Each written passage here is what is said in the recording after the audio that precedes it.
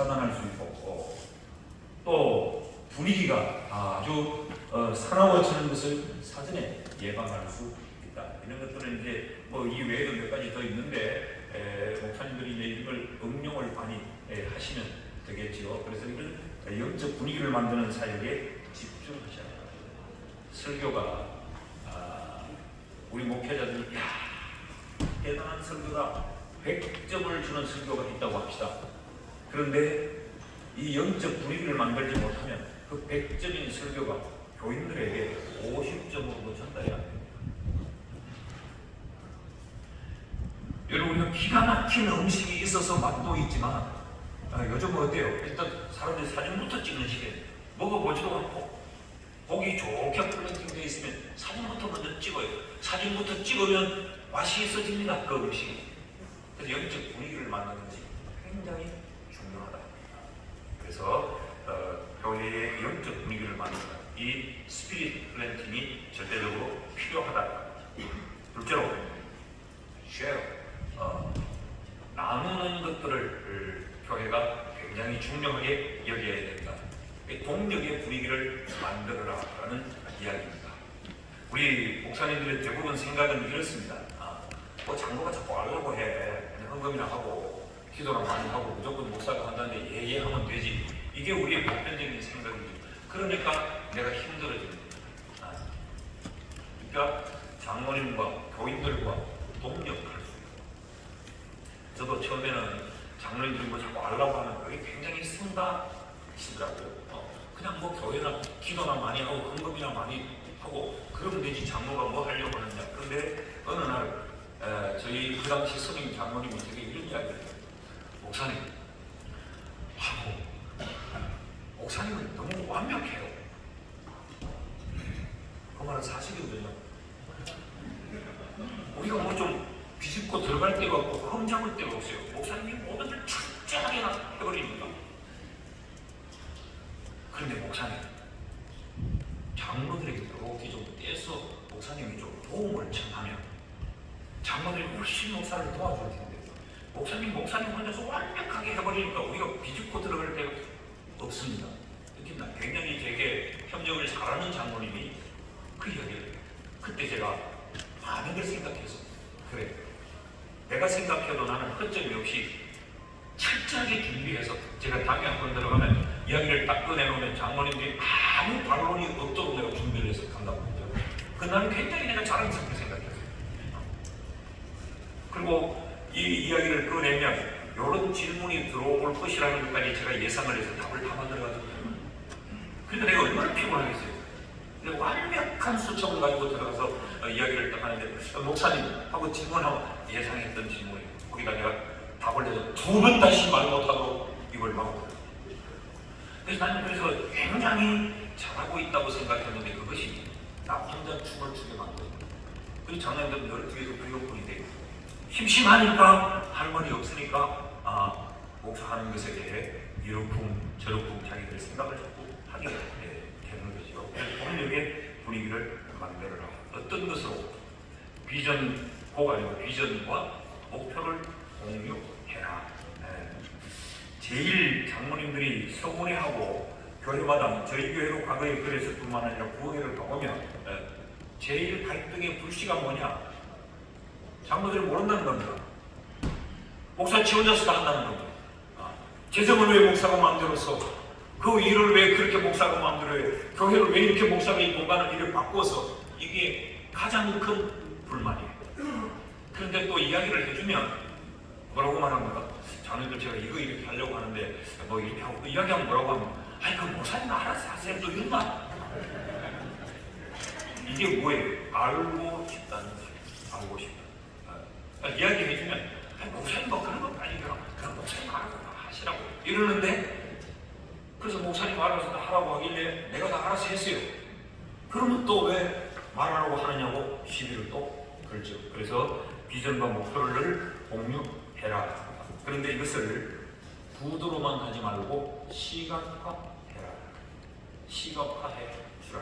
자꾸 보여주고 또 활자화하고 그림화해서 자꾸 설명을 해주는 겁니다. 그러면 굉장히 고마워합니다. 의식 속에 어떤 의식이 생겨버리면 하면 우리 목사님 절대 혼자서 마음대로 안 해. 다 우리하고 의논을 하는데, 그런데 그 뒤에 혼자 하는 것도 많아요. 내 혼자 하는 것도.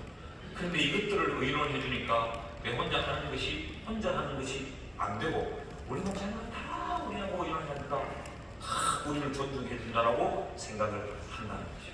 그래서 비전과 목표를 공유하라. 두 번째, 피하지 말고 어울려라.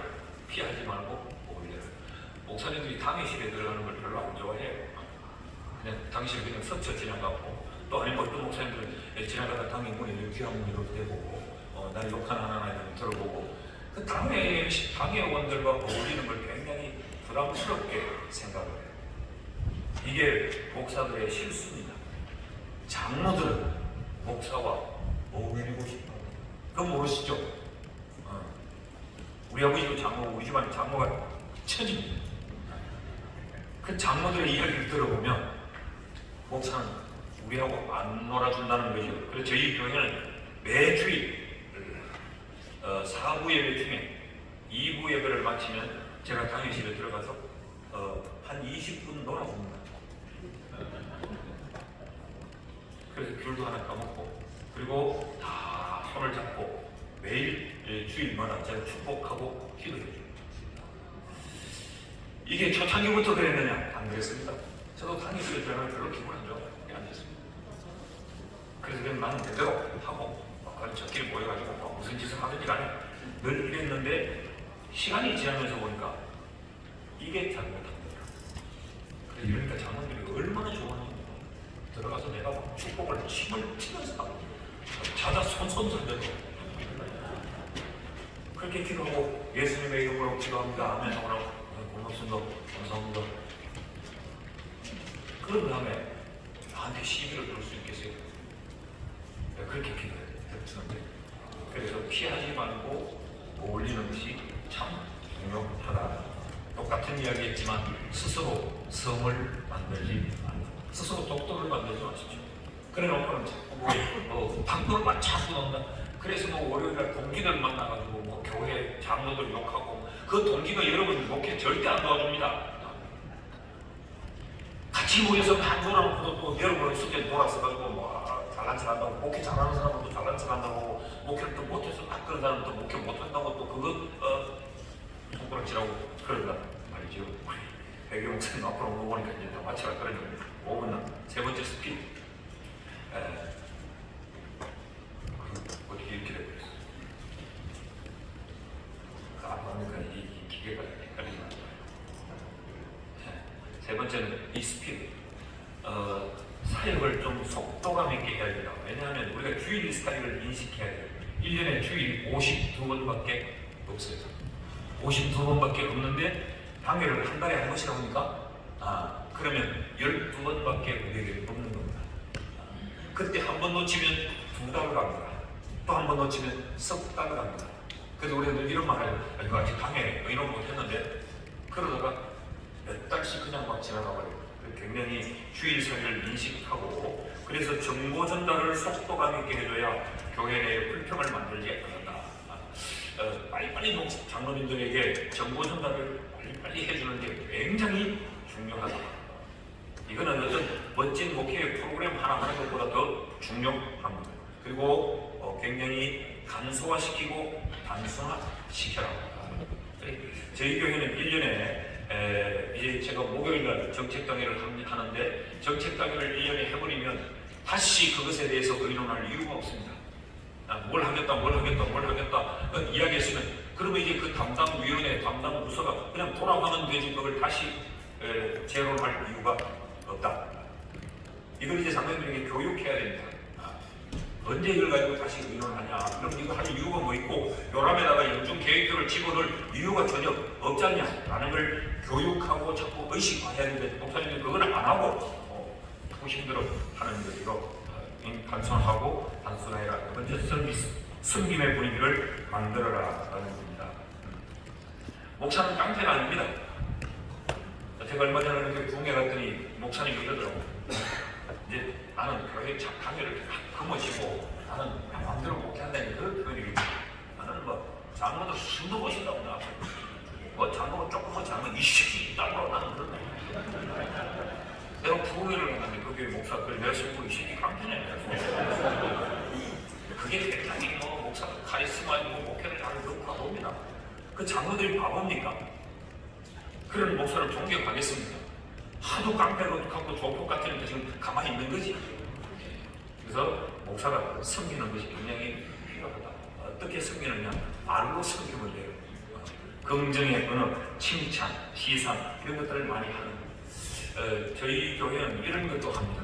돈 타치, 손대지 마시고 그랬는데 이 속에 뭐가 들어있느냐? 상품권이 들어있습니다.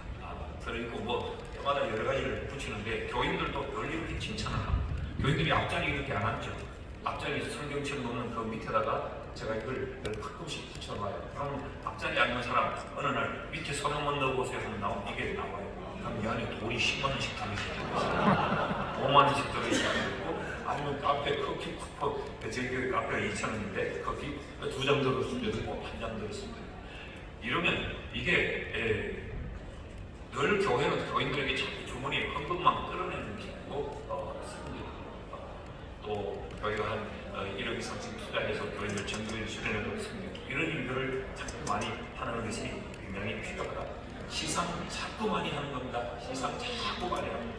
방에서 앉아가지고도 가장 이번에 한 해 동안 가장 건설적인 안을 낸 우리 장로님 시상합니다. 요거 신세계 상품권 5만 원짜리 하나 주면 돼요.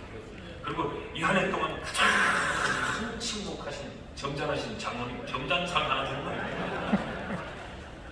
그럼 그 다음에 이걸 열겠어요 상 받았는데 안 열죠. 그러니까 자꾸 긍정적인 언어를 쓰고 칭찬하고 시상하고 이런 일을 많이 해라. 됐죠? 숨기는데 못 이기면 엎드려. 이기지도 못하니 괜히 뻣뻣하면 쫓겨납니다. 그러니까 내가 모르게 그냥 쫙 들고 장모님, 아이고 장모님은 나의 영원한 동력자입니다 하고 엎드려. 돈 드는 거 아니에요? 5번째 스페셜 은사를 발견해라. 내 은사가 뭔지를 좀 생각해보는 게 좋을 것 같아요. 목사님들 되게 은사에는 관심이 없고 저 집에 하는 건 나 그대로 받아하고 그 은사가 아닌데 저 집에 하는 건 또 갖다 쓰고 그러는데 특화된 목회를 해라. 40분이나 특화된 목회를 해라. 자파점과 전문점을 좀 구분해라. 온갖 것을 다 한다. 온갖 것을 다 해. 또 세대교육 이번에 스터디에 왔으면 세미나 와서 또 서울을 다니면서 필경대에 있는 주고하고 또 이런 거 안돼 책자 이런 것도 다 주워가지고 또 가가지고 또 안 됩니다. 그거는 이 교회 소강성 목사가 해야 하는 거지 이강성 목사는 그래 못 합니다. 그러니까 이거 말고 내 거를 해야 한다. 주의사항 3가지만 좀 합시다. 내면 목회를 했으면 좋겠다. 목사님은 예배당 건축한 걸 엄청난 사람으로 생각하는데 예배당 짓고 피곤한 목사가 많습니다. 예배당 짓느라고 교회 빚져가지고 가서 고통받는 목사 많아요. 내면 목회를 좀 했으면 좋겠다. 진심 목회를 했으면 좋겠다. 교인들은 알아요. 목사가 진심으로 있는지 아닌지 그건 압니다. 목사가 막 앞으로 돌아다니고 뭐 난리를 치고 정말 우리 목사님은 우리를 사랑해라는 교인이 아닙니다. 우리 애가 지리 엄마하고 이야기하고 나하고 이야기하고 있는데 나도 우리한테 사랑한다는 고백을 참 많이 합니다. 우리 막내가 이 남자인데 재민아 아빠 사랑해. 알아. 영원 없는 거 알아. 그러니까 나하고 별로 이야기를 안 하려고 하고 엄마는 이야기해요. 교인도 우리도 안다. 마지막으로 주인 목회를 하라. 이건 이제 억지로 붙여본 말인데 교회 주님이 주님이죠. 힘들고요. 주님만 의지하시면 아무 힘들 때는 주님을 의지하는 거예요. 내가 할 수 있는 건 내가 좀 해야 돼요. 생각해봐요. 주님도 이쪽 저쪽 다 도와달라고 하는데 얼마나 바쁘시겠어요. 내가 할 만한 그 내가 하면서 내 마음속에 그리고 내가 바른 길을 가면 너의 주인은 주님이시다라는 걸 기억하고 하시면 좋겠습니다. 내가 몇 분을 강의하는데 그렇게 40분 하는 거예요. 그래서 내가 이렇게밖에 할 수 없겠다 생각하고 많이 넘어가는데 여러분에게 실제적인 것들을 여러분이 좀 생각해 보시면 좋을 수 있다. 가장 중요한 건 다음에 우리 건네죠. 저희 교회는 제가 90주년에 부임을 했습니다. 90주년에 저희 교회 담임 목사로 부임했는데 25대 목사로 부임을 했습니다. 1대 2대 목사가 15년을 했습니다. 그러면 3대부터 제가 25대면 23명을 가지고 75년을 나누게 해보십시오. 목사가 몇 년 있었습니까? 평균 3년을 못 남겼습니다. 이런 교회가 좋은 교회죠. 목사님 한 3년쯤 계셨으면 아이고 얼마나 수고하셨다고 가시라고 보내고 그런 교회 제가 지금 이제 해가 바뀌면 30년째 516명 출석하는 교회. 그 당시 제가 부임할 때 1억 9천 예산이에요. 지금 저희 교회가 금년만, 이런 건 너무 많을 줄 믿고 금년만 저희 교회 예산 흑자가 14억이에요. 그 14억이 지금 흑자가 나오고 한 번도 예산을 달성해 본 적이 없습니다. 9년 동안 저희 교회 예산 몇백억 그렇다고 해요. 40대 됐어요. 그러니까 어떻게 목회를 했느냐 방금 이야기했던 요 5가지 5S를 여러 모든 것에 다 적용을 해서 그렇게 하니까 교회는 그냥 부흥을 하더라. 그중에 최근에 들어서 제가 많이 느끼는 것이 못 이기면 또 때리죠. 이기지도 못하는 게 뻗대다가 누가 쫓겨나가겠어요? 교회는 쫓겨나가는 법이 없습니다. 목사가 쫓겨나가지. 그러니까 저는 우리 교인들한테 1년에 한두 번 흔들하면서 사고합니다. 내가 이거 하려고 했는데 내가 미처 못 챙겨서 못하게 되면 너무 미안하고 그렇죠. 그래서 사고합니다. 그리고 교인들이 막 괜찮아 울지 마 그런 마음으로 우리 목사님들과 여러분 목이 조금이라도 도움이 되었으면 좋겠습니다. 감사합니다.